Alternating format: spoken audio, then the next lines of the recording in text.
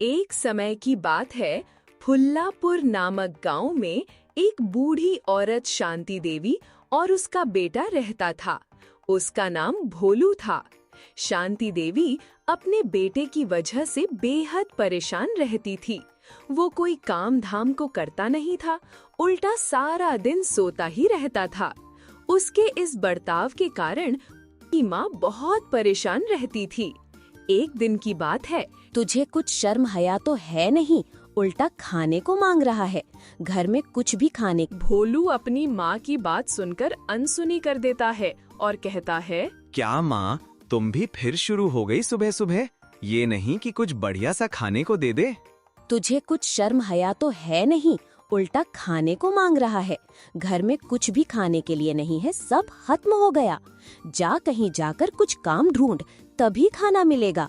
माँ के इतना कहने पर भी भोलू के ऊपर कोई असर नहीं होता। वो फिर से सो जाता है। पता नहीं ये भोलू भी कब सुधरेगा, कब इसे अक्ल आएगी। यह कहकर माँ अपने काम पर निकल जाती है। जब माँ शाम को घर लौटती है तो देखती है भोलू अभी भी सोया पड़ा है। उसे सोता देख माँ आग बबूला हो जाती है और घर के कोने में पड़ा डंडा उठा भोलू को मारने लगती है। भोलू जोर से चिल्लाता हुआ बोला, हाय मर गया रे! ओह, मार डाला! कोई तो बचाओ! माँ मुझे क्यों मार रही हो? मैंने तो कुछ भी नहीं किया। ना पिटे, सुबह से अभी तक सोया पड़ा है, तुझे कुछ शर्म वरम है कि नहीं? तभी कुछ गांव वाले भोलू के रोने की आवाज सुनकर इकट्ठा हो जाते हैं और कहते हैं, अरे क्या हुआ शांति देवी, इसे क्यों पीट रही हो? क्या बताऊं, तुम सबको तो पता ही है कि ये सारा दिन निखट्टू की तरह घर में खटिया तोड़ता रहता है। बस सारा दिन सोता है और खाता है, कुछ काम धाम तो करता नहीं है। हाँ, ये बात तो सही है। फिर सभी गांव वाले भोलू को समझाने लगते हैं और कहते हैं, देख भोलू बेटा, तेरी माँ कब तक काम करेगी, वो बूढ़ी हो चुकी है। भोलू मन ही मन कहता है, ये गांव वाले मेरा पीछा नहीं छोड़ेंगे। मुझे कुछ ना कुछ काम तो करना ही पड़ेगा।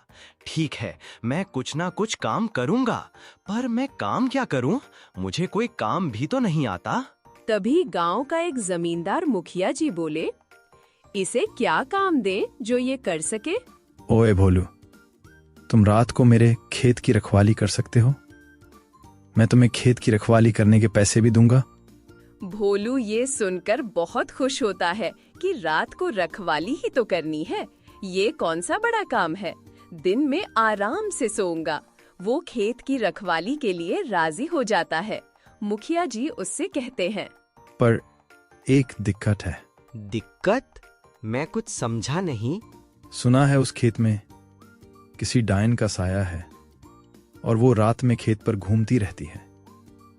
जो कोई भी रात को उस खेत पर जाता है तो डायन उसे मार डालती है। अरे आप भी ना मुखिया जी, कैसे कैसी अजीब सी बातें करते हो। ये भूत वूत कुछ नहीं होता और मैं किसी भूत से नहीं डरता। तो ठीक है, तुम रात को खेत पर रखवाली करने पहुंच जाना। जैसे ही रात होती है, भोलू खेत की रखवाली करने पहुंच जाता है और वहां पहुंचकर आराम से खटिया पर लेट जाता है और कहता है, आराम का मजा आ गया।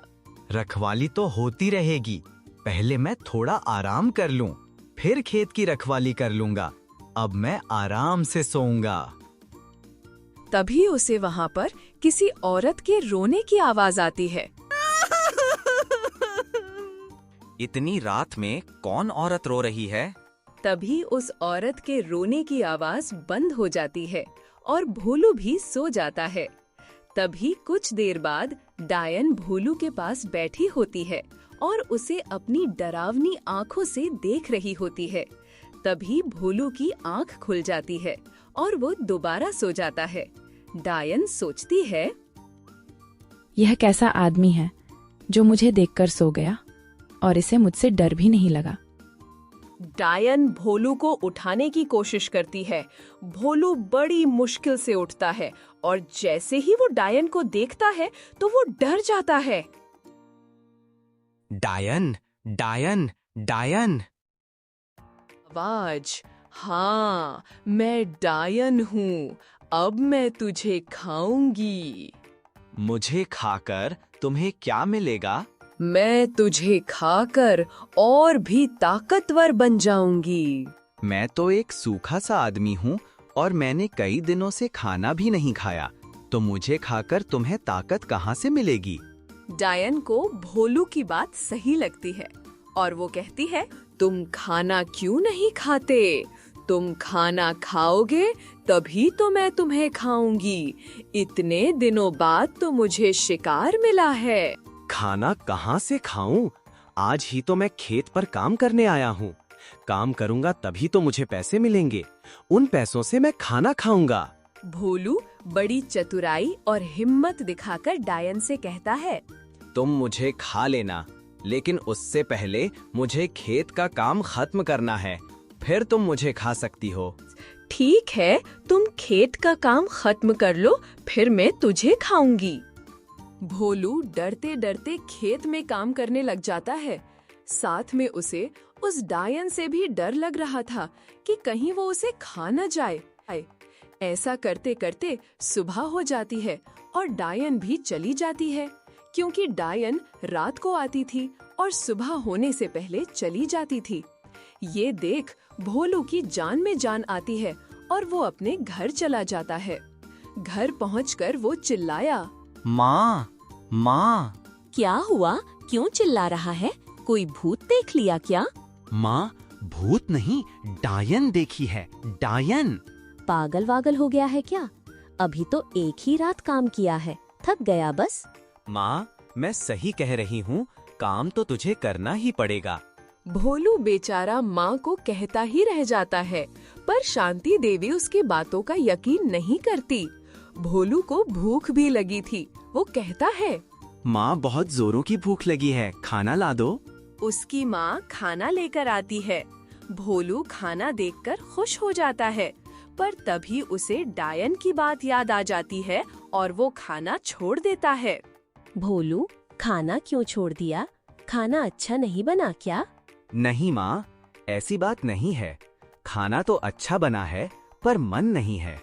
और फिर भोलू बिना खाना खाए भूखा ही रह जाता है। वो पूरी रात का जगा हुआ था तो उसे नींद आ जाती है। रात को फिर शांति देवी उसे जगाती है। भोलू, तू सोता ही रहेगा या खेत पर काम करने भी जाएगा? माँ, आज मैं खेत पर काम करने नहीं जाऊंगा, वहाँ डायन है।